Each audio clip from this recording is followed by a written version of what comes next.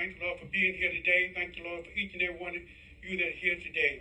We looked at the program and realized that I was the only one giving remarks. So now I got to make my 1 minute 2 minutes. So y'all bear with me on this. I was sitting down writing as the family was talking, since I'm representing the family. Whatever they were saying, every now and then I jot something down. And we noticed that I said Mother Howard, she would call him Lee Sammy, or call him, because of us, would call him Daddy. The children, all the children would call him Daddy. Bishop Davis and others, Bishop Davis is his brother-in-law, but he would call him Uncle Lee. And as the minister says, some say Uncle Lee Sammy. The grandchildren call him Granddaddy. But Thomas said when he's downstairs and everybody downstairs, you the granddaddies always seem to be coming in, either for working or doing some kind of work. But when they yell Granddaddy's here, everybody runs upstairs to get a hug from Granddaddy.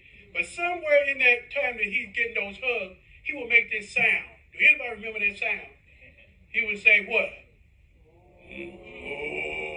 I almost like to say here's the last one. Oh. So he always would make that sound for each one of them. It said the family and friends, they would call him Big Lee, Brother Lee, and Mr. Howard. We know him as the one that we know almost in the family has that Jerry curl. He kept it as long as he could. So he was also a good listener. Most times you see him, he just sits there and he listens.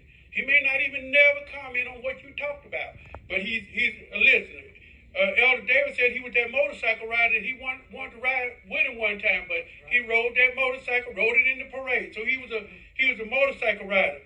It says phrases that he would say. He would say when he see his wife, he say, "Hey, mama." When he see mother, when he see us and we talking, he would just answer, "Well, I declare." He didn't come. He just said that phrase. Sometimes he would come around and he said, because he was a motorcycle rider, so he would say, "Right on," and because he wanted to show that he was a little hip. But it was one day I came in. I don't know what was on my mind, but I came in. I looked at him. He said, "What's up?"